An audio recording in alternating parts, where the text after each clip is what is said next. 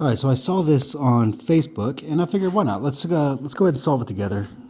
So it does look a little intimidating because you have squares, you have this like same thing going on over here. You want it to equal this. But it's really not that hard. So first thing I want to do is I want to get rid of this denominator.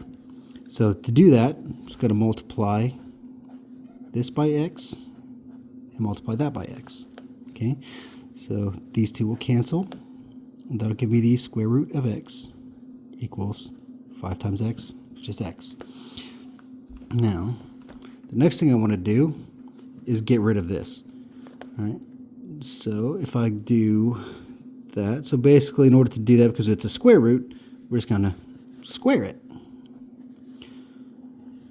Now, we're squaring this over here. All right. Now, for most part, it's pretty intuitive. You know, it's going to be 25x squared. All right, but we can visualize that a little bit better because we know it's going to be 5x times 5x, right?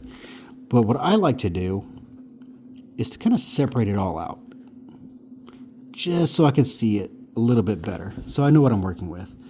All right? So I can take these like terms, I can group them together, and these two like terms, x times x, x squared. All right, so we got that part checked. Now the next thing I want to do is I want to get rid of this exponent.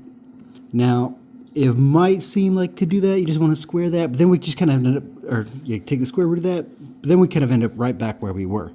So what I can do is I could just divide this by x. Now look what happens over here on the left.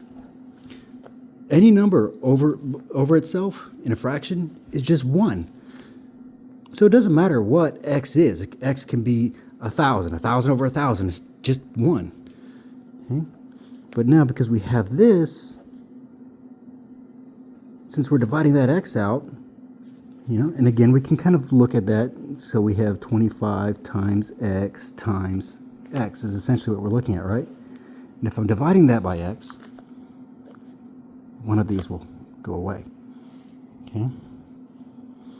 So now we have 1 equals 25x. All right. And now what's really great is now we only have one x to deal with. Okay? And to get that by itself, we're just going to divide each side by 25, which gives us 1 over 25 equals x.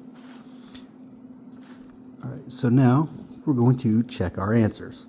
All right, so we have the square root of 1 over 25 over 1 over 25 equals 5. Now, so we can take this top one. We can look at that, the square root of 1 over the square root of 25, just for completion. Now we know the square root of 1. 1 times 1 is 1. We know the square root of 25. 5 times 5 is 25. So that gives us 1/5 over 1/25 equals 5. Okay.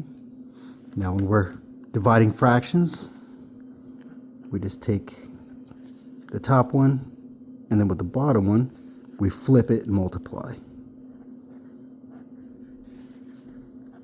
Okay, so we have 1, 1. Now we can reduce this 1 and 5, which gives us 5 over 1, or just 5. So there we go. 5 equals 5. And there we go. X equals 1 over 25.